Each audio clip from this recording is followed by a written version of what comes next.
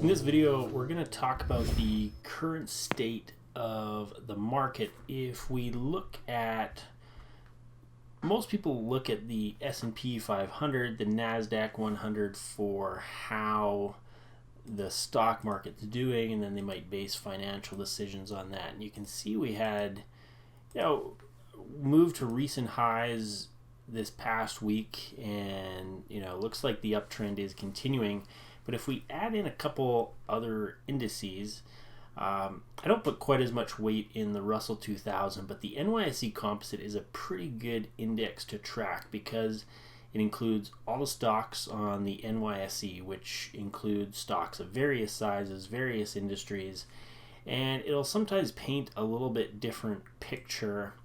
And I would say it's kind of more indicative of what the typical or average stock is doing, while the Nasdaq 100 and S&P 500 are very concentrated on super big companies. So we'll look at that in a second.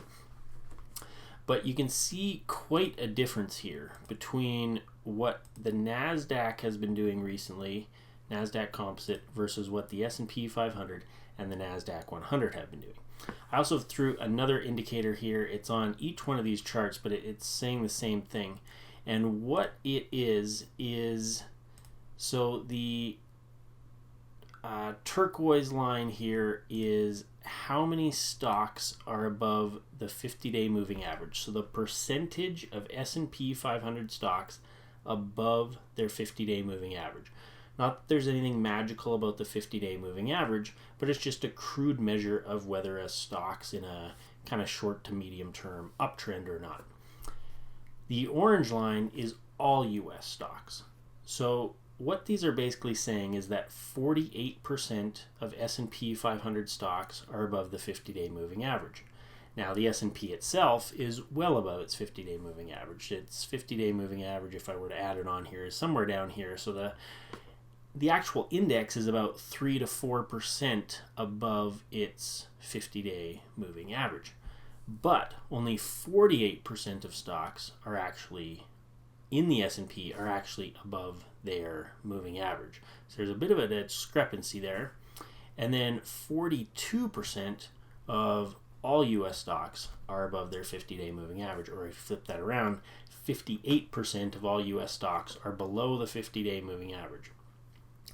So that's kind of telling us that while the indices look like they're in a nice uptrend, the Nasdaq 100 and the S&P 500, most stocks are not in uptrends. And that's something to consider while you're trading.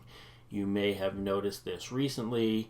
While the indices look really good, maybe you've been picking some stocks to trade and they haven't been doing as good. And this happens because, for this reason, a lot of stocks have not been doing as well recently as the Nasdaq 100 and S&P 500 make it look like. So why does that happen? Well, if we look at what the indices are composed of, they're not equally weighted. They don't give equal weight to 100 different stocks, and it's kind of taking the average of all of them.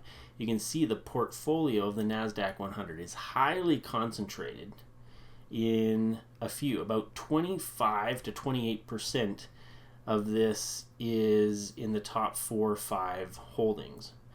You almost have 20% of the portfolio just in Microsoft and Apple alone. You add in Amazon, you're at about 25, 17, like close to 20 there, 25, close to 30% just in those top few there. So if those are doing well, and if you pull up stocks of each one of these, you will see that they're all trading right near their 52-week highs. They're right near their highs.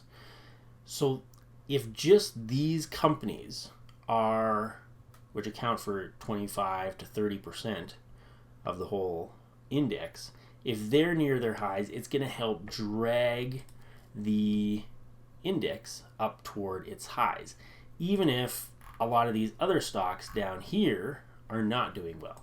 And you find the same thing with S&P 500. You'll notice a lot of the same companies: Microsoft, Amazon, Meta, Microsoft, Amazon, Meta, Apple. Nvidia's up there. It's a little bit lower on the Nasdaq 100. But same thing again, you have about 25% concentrated in, just these top few holdings. So again, if they're doing well, if they're near their highs, it's going to drag the index up, even if, 300 or 400 of these other stocks on the S&P 500 are not doing well. So what does that mean for investors? Well, if you're a long-term buy and hold investor, it doesn't really matter. You're going to hold through these up and down fluctuations.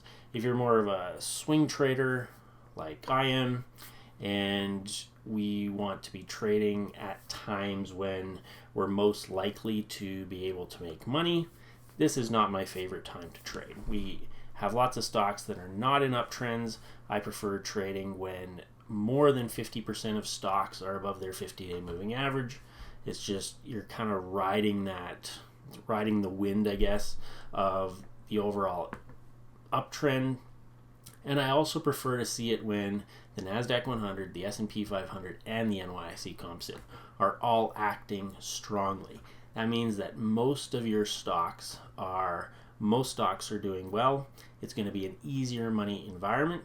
And when it's situations like this where we have lots of stocks kind of in downtrends, even if some of the indexes look okay, when we have this divergence, it tends to be choppier. I find that my win rate goes down because not as many stocks are really acting well. And, in this type of environment, if I'm holding some positions that are doing well, I'm not going to just dump them because of this situation, but I will maybe reassess my targets because the trading could get choppy, or implement a trailing stop loss to help protect my profits. And then if this situation continues, I'm less inclined to deploy or be as aggressive with my capital, just because there's a little bit of a warning sign out there that says, hey, things aren't ideal.